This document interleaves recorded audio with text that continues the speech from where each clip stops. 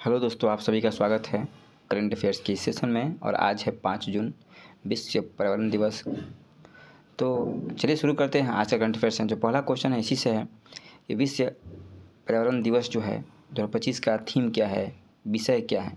तो इसका विषय है बीट प्लास्टिक पोल्यूशन, प्लास्टिक प्रदूषण को हराना। ये हर एक साल 5 जून को मनाया जाता है और इस वर्ष 2025 जो मेज़बान कंट्री है वह है कोरिया। और इस वर्ष का थीम प्लास्टिक प्रदूषण को हराना। तो बहुत इंपॉर्टेंट है, इसे याद रखिएगा।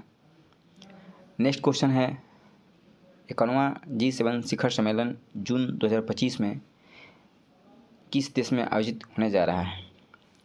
G7 का शिखर सम्मेलन दोस्तों ये कनाडा में इसको आयोजित होना है 15 से 17 जून के बीच में। और यह कनाडा के अल्बर्टा के कांसिस्किस में आयोजित किया जाएगा।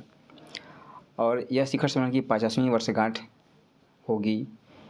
यानी G7 शिखर सम्मेलन की स्थापना जो G7 है उसकी स्थापना 1975 में की गई थी। और इस वर्ष से कनाडा मेज़बान है और वहाँ जो फोकस होगा वो जलवायु परिवर्तन, आर्थिक स्थिरता, इकोनॉमिक स्टेबिलिटी, डिजिटल ट्रांसफॉर्मेशन और भू राजनीतिक शांति जैसे प्रमुख जो वैश्विक सब्जेक्ट हैं इन पे कंस्ट्रक्टिव डायलॉग होगा। तो भारत हर एक बार इस शिखर सम्मेलन में शामिल होते रहा है, लेकिन इस बार हमारा संबंध कनाडा के साथ तनावग्रस्त है, तो भारत इसमें शामिल नहीं हो सकता है। नेक्स्ट क्वेश्चन है हाल ही में किस दो राज्यों ने मिलकर 55वीं मेगावाट की जल विद्युत और सिंचाई परियोजना की घोषणा की है। तो दोस्तों ये असम और मेघालय ने इसकी घोषणा की है। अभी असम में बाढ़ आया हुआ है, तो किस तरह से ये दोनों राज्य आपस में सहयोग करके बाढ़ से निपटे और कुछ ऐसा पहल शुरू करें जिससे दोनों को फ़ायदा हो। तो ये 55 मेगावाट की जल विद्युत और सिंचाई परियोजना स्थापित करने के लिए इन्होंने पहल की है। इससे गुवाहाटी शहर जो बाढ़ से पीड़ित है उससे थोड़ा सा निजात मिलेगा। और इसके लिए असम के मुख्यमंत्री हेमंत बिस्वा शर्मा और मेघालय के मुख्यमंत्री कोनराड के संगमा के बीच में बैठक के दौरान यह निर्णय लिया गया। नेक्स्ट क्वेश्चन है अंतर्राष्ट्रीय वायु परिवहन संघ की 81वीं वार्षिक आम बैठक का मेज़बान कौन सा देश है। ये कहाँ होने जा रहा है अंतर्राष्ट्रीय वायु परिवहन संघ की बैठक। तो ये भारत में ही होगा, नई दिल्ली में। और नई दिल्ली के भारत मंडपम में इसका बैठक होगा। 19 अप्रैल 1945 को क्यूबा के हवाना में दुनिया भर में सुरक्षित, भरोसेमंद और किफ़ायती हवाई सेवाओं का समर्थन करने के लिए इसकी शुरुआत की गई थी। और इसका मुख्य लक्ष्य और टारगेट है कि अंतर्राष्ट्रीय जो हवाई परिवहन है उसके बीच में सुरक्षा सहयोग सुनिश्चित करना, वैश्विक जो हवाई यातायात सुविधाएं हैं उसको बढ़ाना और इसके लिए नियम कानून बनाना। नेक्स्ट क्वेश्चन है खीर भवानी त्यौहार किस राज्य या केंद्र शासित प्रदेश में मनाया जाता है। तो दोस्तों अभी हाल ही में मनाया गया है, जम्मू कश्मीर में एक खीर भवानी त्यौहार मनाया जाता है। और जम्मू कश्मीर के गंदरबल में खीर भवानी मंदिर में यह खीर भवानी उत्सव मनाया जाता है। और यह उत्सव देवी दुर्गा के अवतार देवी रागण्या देवी को यह समर्पित है। मूल रूप से महाराजा प्रताप सिंह 1912 के आसपास ये मंदिर बनवाए थे। बाद में इस मंदिर का जीर्णोद्धार जो है महाराजा हरि सिंह ने करवाया था। नेक्स्ट क्वेश्चन है हाल ही के खबरों में रहा रायगढ़ किला किस राज्य में स्थित है। तो ये किला भी खबरों में था और ये महाराष्ट्र में स्थित है। और यहाँ पे भारतीय पुरातत्व सर्वेक्षण के द्वारा यहाँ पर जो रायगढ़ है, रायगढ़ किले में एक दुर्लभ यंत्र राज्य या एस्ट्रोलैब का पता चला है। दोस्तों इसके बारे में थोड़ा जान लेते हैं। यह किला जो है इसे पूर्व का जिब्राल्टर के रूप में भी जाना जाता है। और इसे छत्रपति शिवाजी महाराज ने 1656 में जवाली के राजा चंद्रराव जी मौर्य से छीन लिया था। और इसके बाद इन्होंने इस किले का जीर्णोद्धार करवाया।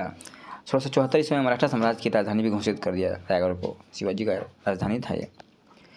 नेक्स्ट क्वेश्चन है हाल ही में किस देश के जहाज मालिकों के संघ ने भारत के साथ समुद्री निवेश पर चर्चा की। तो दोस्तों इसका राइट आंसर होगा नॉर्वे। जो केंद्रीय मंत्री सर्बानंद सोनोवाल हैं उन्होंने नॉर्वेजियन शिप ऑनर्स एसोसिएशन के साथ बातचीत की है और इससे शिपिंग और समुद्री व्यापार में सतत विकास के लिए अंतर्राष्ट्रीय सहयोग पर इन्होंने बल दिया है। भारत के द्वारा दोस्तों महासागर इनिशिएटिव शुरू किया गया है, mutual and holistic advancement for security and growth across region. इसके पहले सागर था, security and growth all in the region 2015 में शुरू किया गया था। इसी को एक्सटेंड करके क्रॉस रीजन हो गया। भारत की यह समुद्री रणनीति में जो चीन का BRI है, बेल्ट एंड रोड इनिशिएटिव, इसी का ये उत्तर है, जो इस रीजन में हिंद महासागर के रीजन से लेकर जो पूरा रीजन अफ्रीका तक, उसमें समावेशी विकास, पारदर्शिता और सामाजिक सुरक्षा की प्राथमिकता के तहत यह महासागर इनिशिएटिव चलाया गया है। नेक्स्ट क्वेश्चन है, UNSC के नए गैर अस्थायी सदस्य के रूप में चुने गए 5 देशों में से कौन शामिल नहीं है? तो दोस्तों इसमें सर्बिया शामिल नहीं है। अभी हाल फिलहाल में संयुक्त राष्ट्र महासभा ने 5 देशों Bahrain, Colombia, DR Congo, democratic republic of Congo, Latvia और लाइबेरिया को 2026-27 के कार्यकाल के लिए गैर अस्थायी सुरक्षा परिषद के सदस्य के रूप में चुना है। तो इसमें सर्बिया शामिल नहीं है। और ये जो सदस्य हैं country, Algeria, Guyana, Sierra Leone, Slovenia और दक्षिण कोरिया की जगह ले लेंगे। नेक्स्ट क्वेश्चन है, अभी हाल ही में अलमाटी बांध विवाद मुख्य रूप से किन दो राज्यों के बीच में उभर रहा है? तो दोस्तों ये कर्नाटक और महाराष्ट्र के बीच में ये विवाद उभरा है अलमाटी बांध को लेकर के।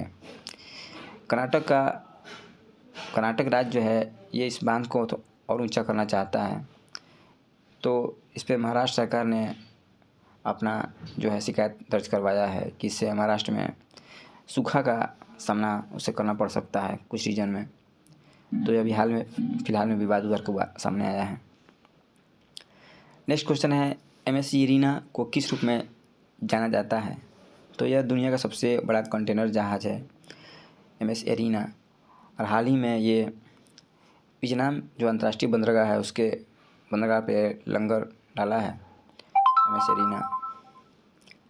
नेक्स्ट क्वेश्चन है, भारतीय विज्ञान संस्थान ने किस प्रकार का पदार्थ विकसित किया है जो असामान्य रक्त के थक्के को रोक सकता है?